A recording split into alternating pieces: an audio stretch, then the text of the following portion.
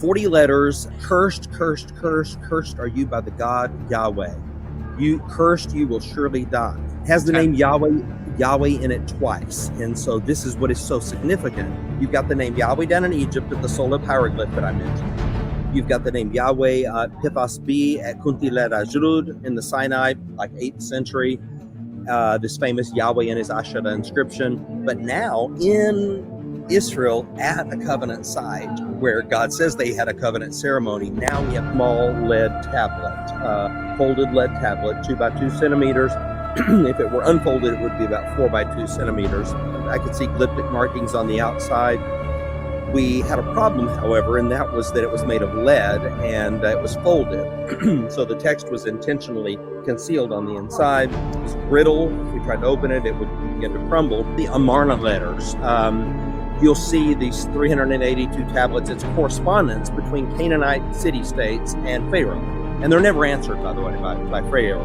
And they're begging him for help because they're being overrun by this people group that has just come in called the Habiru, HBR. Jericho was destroyed many times, as were most sites, okay? So you're talking about sites that are occupied over many thousands of years. We only know of Mount Ebal from the Bible. There are no other sources. So going from what the Bible tells us, this is called the Mountain of the Curse.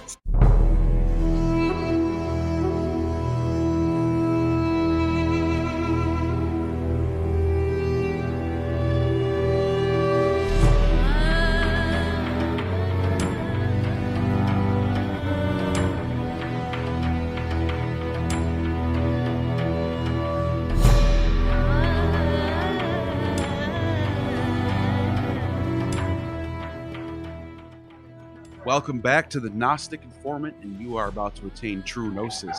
And I'm here with Scott Stripling, who some of you may know by now from Myth Vision, who just broke the story, and this story's been broken in Jerusalem Post, Hearts, which is a publication in Israel and other places as well, is a archeological find that you are a part of, and it is a old proto-Canaanite, proto-Hebrew writing from which location? I'm not sure. Mount Ebal, you said, I think it is. Mm-hmm. And yeah, tell us about this. Yeah, well, I was the director of the project, what we call the Mount Ebal Dump Salvage Project in December 2019. Our goal was to go through the discard piles, the dump piles from Adam Zertal's excavations from 1982 to 1989 on Mount Ebal.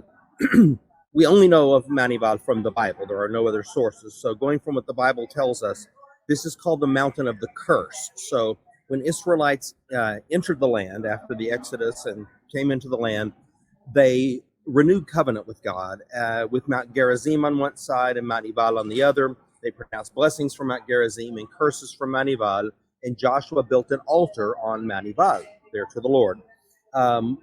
Zertal believed that this was indeed the altar that was mentioned in the biblical text. There was a small 2 by 2 meter round altar, and then on top of it, a larger rectangular altar that was protecting and venerating that original altar, which I agree with Zertal dated to Joshua. He excavated and then discarded his material. We went through about 30% of his dump pile. Relocated it to a place where we could wet sift it, which is a new technology that we have perfected.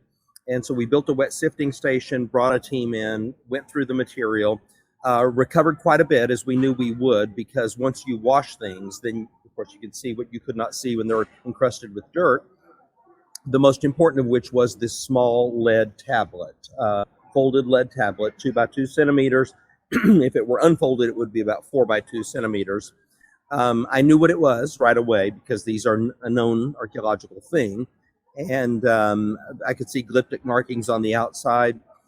We had a problem, however, and that was that it was made of lead and it was folded. So the text was intentionally concealed on the inside. It was brittle. If we tried to open it, it would begin to crumble. Ultimately, we were able to find a lab in Prague that had expertise in scanning through lead. And through thousands of scans and then post-processing work, we began to be able to see the text. And that's essentially what the discovery is. Wow, that's fascinating. Yeah. And So I want to. So have you got any criticism about this from anywhere, from any scholars or any publications? Is there any criticism at all, or is everybody just kind of waiting to see what happens? Oh no, I mean there's plenty of criticism. This is archaeology is a contact sport, so we have a saying where there are two archaeologists, there are three opinions, and so there's lots of opinions. I mean, what I said at the press conference, I think was pretty fair. I expect other scholars to have other readings, but I do not expect any scholar to question that this is proto-alphabetic script. Okay, what is often called proto-Canaanite, but I think it's not Canaanite, so I'll just call it proto-alphabetic, from the late Bronze Age. So this is older than Paleo-Hebrew. Now that nobody's going to be able to dispute the age of this text. The reading, I think there will be, and here's why. It's not standardized at that early time. It can be read right to left or left to right, vertically or horizontally. So there's not a standardization which occurs later. And so the way that, I think the weight of evidence lands the way that we are reading it. But yeah, of course, other scholars are going to look at it and maybe read it differently. But regardless of what that final reading is, we're all going to have to acknowledge that this is the oldest Hebrew script ever found in Israel, and that it's from an earlier period than many scholars had imagined there was an alphabetic script by which the earliest parts of the Bible, the Pentateuch, the Hexateuch, could have been written. Wow, that would change a lot of things because, I mean, before this, what do we have? We have the Meshe Stele, and we have another one or another similar different time period. But what's the oldest one before this one? Most people would say the Kayatha Ostracon, and this is a piece of pottery that had writing on it from Kerbit Kayatha, dating to about 1000 BC. And we have the Isbit Sartha Ostracon that's similar age. There are some other recent things that haven't yet gone through scholarship. Lachish Milkbowl Ostracon that's recent. Well, that could be Hebrew that's on there. But I think we're talking about pressing back the timeline several hundred years, or when we had Hebrew script. And the fact that it's at a covenantal site is what's phenomenal. The Bible says Joshua built an altar on Mount Ebal at a very early date. That altar was found. The Bible says that it was the place of the curse. And here we find a curse tablet at that altar. Interesting, very interesting. And if I'm not mistaken, King David is what, like right around 1000 BC? Right. This would be taking us back a little bit before that time period. Oh, sure. Yeah, which is like, we're going back now. We're going back. Right. I mean, no. You're way back now. You're before the monarchy period. So when I say late Bronze II, that's typically 1400 to 1200. So it could be as early as 1400, and it could be as late as 1250, or maybe even closer to 1200. But one way or another, it's an LB2 inscription. Do you know off the top of your head what time period the Joshua era would be? I do. I wrote a book, or Zondervan published a book on this last year that I was a co-author of. I wrote chapter 1 on the biblical date of the Exodus. So if folks want to look at that in detail, they can get that book. It's called 5 Views on the Exodus, and my chapter is chapter 1. So from my perspective, and the biblical date would say that Joshua is at Mount Ebal about 1400 BC. Those who take a late date of the Exodus traditionally would be about 200 years later. And so, people can argue, they can continue to grapple as far as that goes, whether this is the beginning of LB2 or the end of LB2. But regardless, we have an older Hebrew script than we had before. Yeah. And what fascinates me is when I look at the history of Egypt, especially when you go through like the ancients, like when you read like Herodotus, for example, and they sort of make it seem like Canaan was just basically part of Egypt. Like that's just that side of Egypt. And then you got the Nile side, then you got the Ethiopians and the Nubians. But like they make it like Herodotus never even mentions the word Israel once in his writings. He just says, "Oh yeah, I was over on the west coast or the east coast of the Mediterranean. The Egyptians were over there." Yeah. And it's like, so it makes me think when I think of these, when I see these inscriptions and they look like sort of hieroglyphic, like it makes me think maybe the Hebrews are coming out of Egypt and sort of forming their own culture.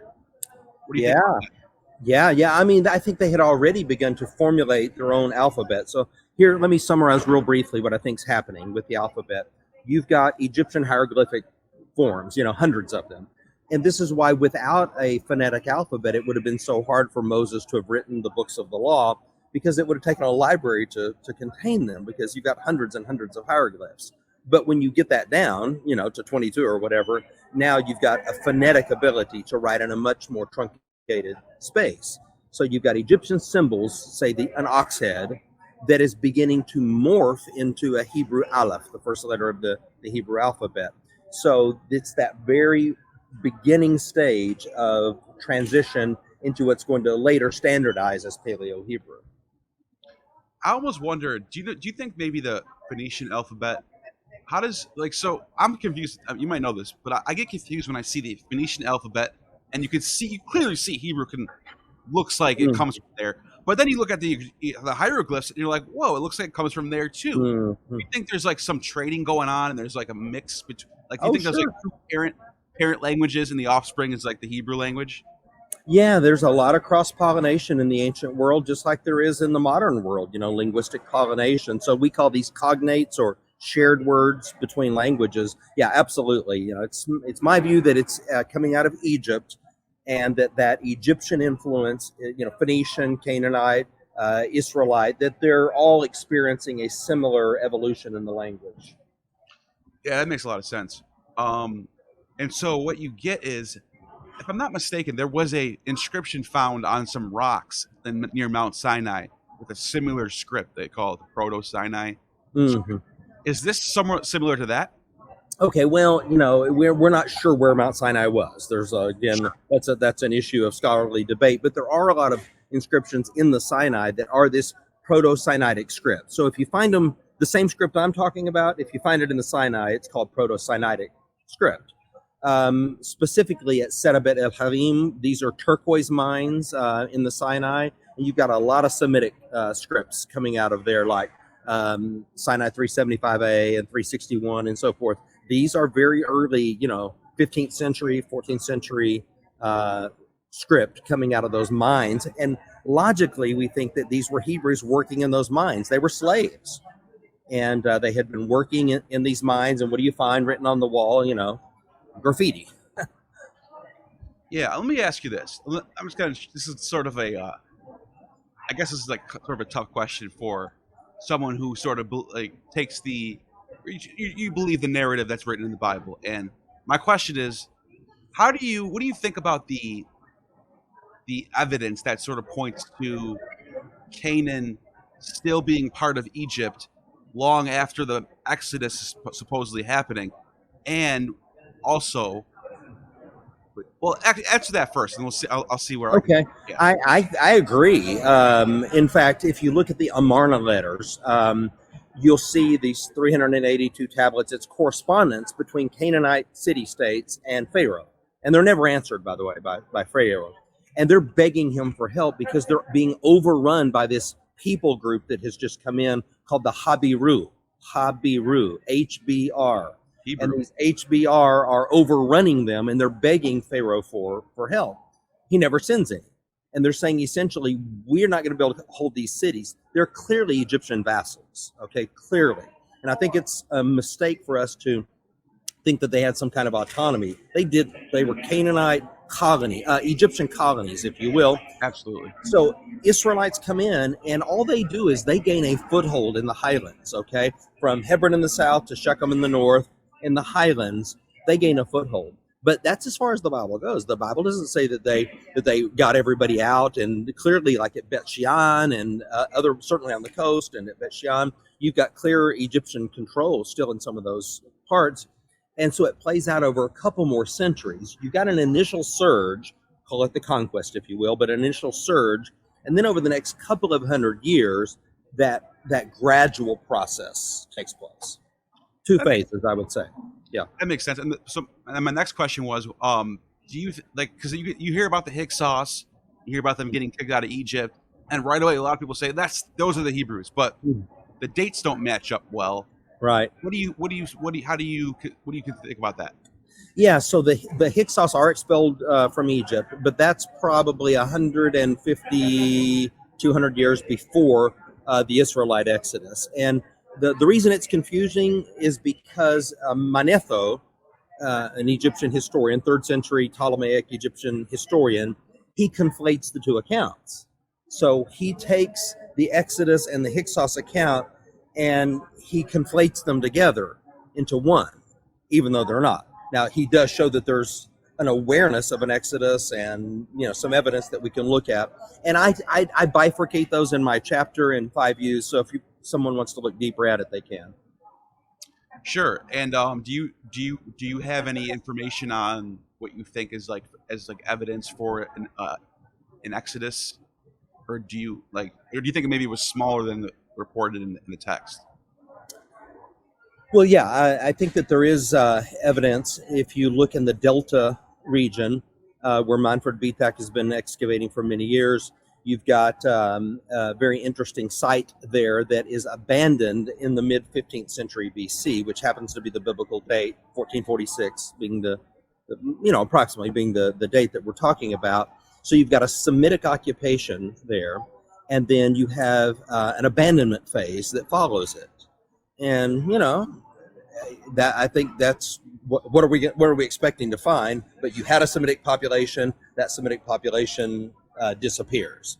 I think that's some evidence. Now, once they leave Egypt, evidence becomes tougher because they're nomadic, and nomads don't typically leave a mark in the archaeological record. But back in Egypt, you do have a hieroglyph called the Soleb hieroglyph in Nubia, and it refers to the land of the Shasu of Yahweh. Now, so some people who worship Yahweh, and there's only one people group who worships Yahweh, they're Israelites, have their own land, and that's in Amenhotep III, so that's 14th century. Wow. You've got people with their own land who worship Yahweh, and then there's an inscription in Egypt that says it. That's fascinating. So then you get to Jericho, and a lot of the archaeologists talk about Jericho being destroyed before. What do you think about that? I'm throwing some tough ones at you, but I'm glad. I'm happy to talk about it. I appreciate it. Jericho was destroyed many times, as are most sites. Okay, so you're talking about sites that are occupied over many thousands of years, and so that you have destruction layers like at Shiloh, where I'm excavating right now. You've got, when you look at the bulk, you can see here's a destruction layer that's earlier than we even knew about. Hundreds of years before. These people are fighting with each other, or their city gets set on fire, or whatever. There's a burn layer and a destruction layer. The city's rebuilt. Then you get another one, say from the Philistines during their time. So yeah, Jericho was destroyed earlier. What we're kind of haggling about at Jericho is what's called City 4 of Jericho. So most people would agree that Jericho was destroyed in City 4, but could have also been City 5.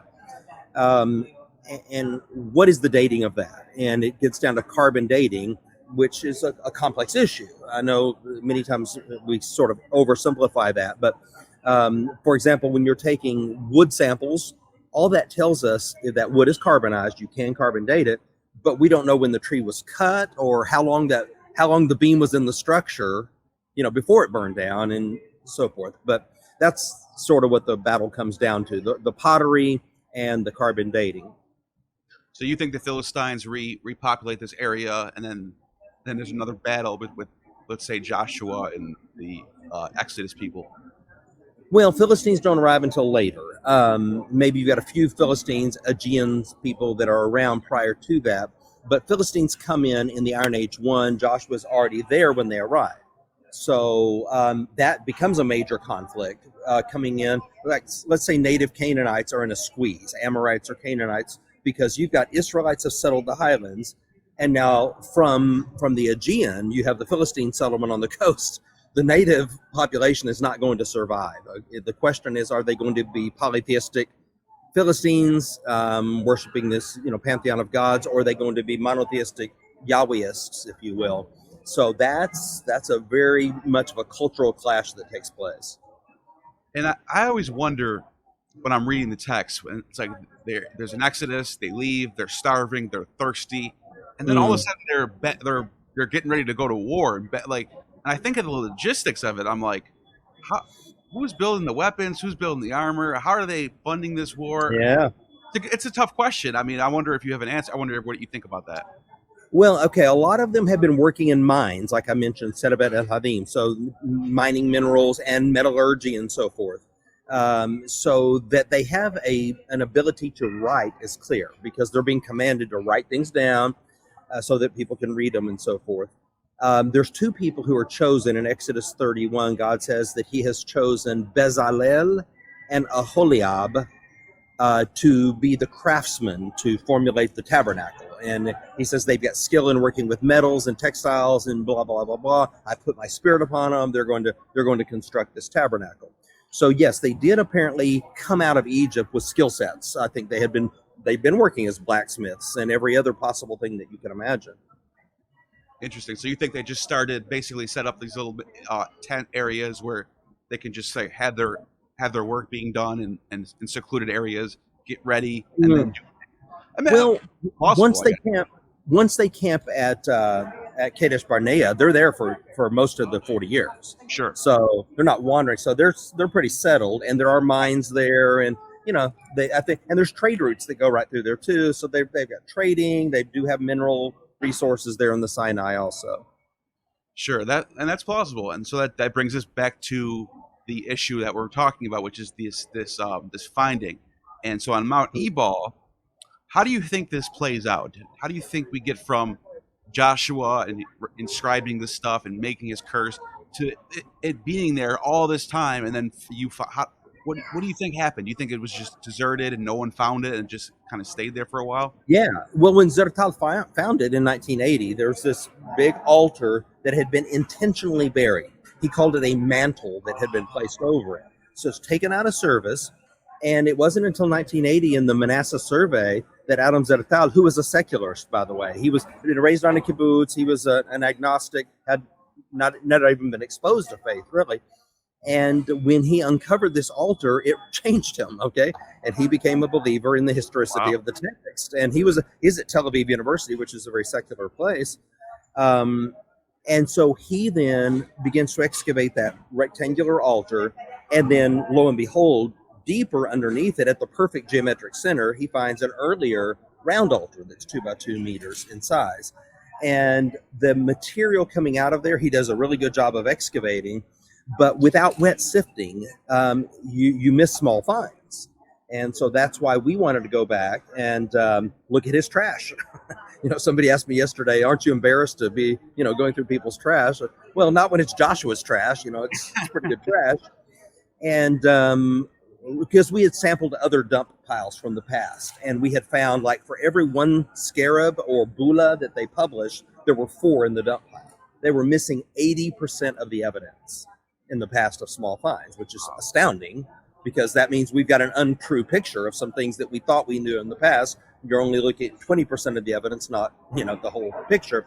So I was expecting there to be glyptic finds, but I wasn't expecting this.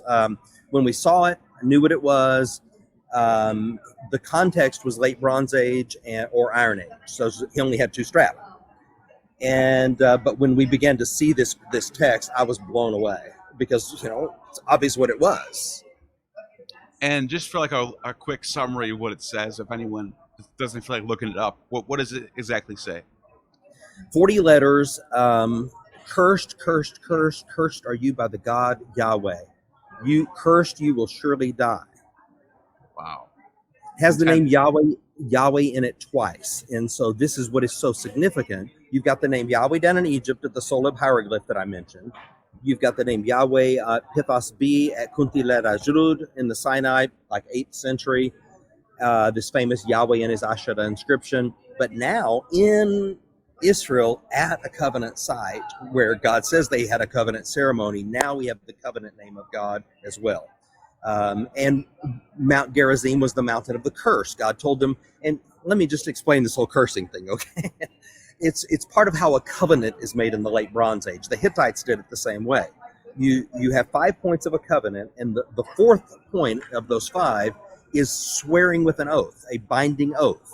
So it's a legal transaction like marriage, okay? You get benefits, and then there's, you give up certain things, you get certain things in this contractual agreement. So what they're saying is that if we keep the covenant, these blessings will be ours. If we violate it, then these are the curses that will be upon us. But that's not the end of the story, because they leave the tablet on the altar. The purpose of the altar is to expiate sin. So that means that even if I am guilty, if I will repent and turn away from that and acknowledge that, come to the altar, that I can be forgiven of that. So these curses would go upon those who were, for lack of a better term, unrepentant. Right.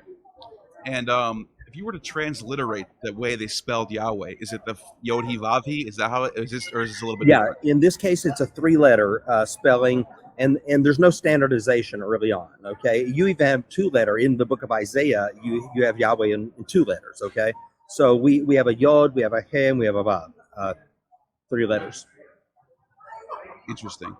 And when does that actually become the Yod-He-Vav-He? Is that later on, like the? Yeah, by Paleo Hebrew. Okay. Then it's standardized into what we often call the Tetragrammaton. Tetragrammaton. Interesting. And so this would be the first time that Yahweh is ever mentioned in any of the physical texts that we have. Well, in Israel, it's the earliest. I mean, later, of course, you have a lot of mentions of Yahweh from the scriptures, but from this early time period, absolutely. And interestingly, we have many people believe that the oldest book in the Bible is the book of Job, right. Genesis and Job, maybe, because Job has no reference to the law of Moses, and it's clearly a very ancient text. No temple. Well, look at Job 19:24. Job 19:24 talks about writing on lead with an iron pen. Oh, that my words were written on lead with an iron pen. You see, very characteristic of that early time period. So you find it's a sort of verisimilitude. You find what you would expect to find if you're dealing with a realia. So what I guess one of my points is that there is myth within the Bible. The word mythos just means story. I mean, so clearly Israel has its national stories. The point is, are these intended to be true stories, not just morality tales? Did they reflect real people, real places, and real events? It's my belief that they do, and I think this tilts the scale toward the weight of evidence leaning toward that. I'm not one who's out there saying I'm smarter than anybody, or people who disagree with me are dumb or something like that. I'm just, from my perspective, the weight of evidence leans this way. Wow, that's fascinating. And is there anything else that you want to add to this? Well, I think we've covered a lot of ground. Late Bronze Age covenants, and Egypt, and Mesopotamia, and development of the alphabet. And appreciate your interest in this very, very important inscription. We hope to have it published by the end of the summer. We're far along in the publication right now. But now it's got to go through the peer review process, and then the actual publication. So it'll be a few more months, and then everybody can have at it. Wow, and by the way, we have more letters on the outside. I'm only talking about the inside right now. There's more letters on the outside. Oh yeah, real quick before we go, do you know have you got anything about that yet or no? I do, but I'm not ready to talk about that yet. Okay, I'll definitely keep in touch, and we can talk about this again. And I appreciate I appreciate you coming on here while you're waiting for a flight. I really appreciate that, and I really do it. I hope we can do another one sometime and talk about something else maybe too. Awesome. Good to connect with you. Definitely. And like I always say, you have just attained true Gnosis.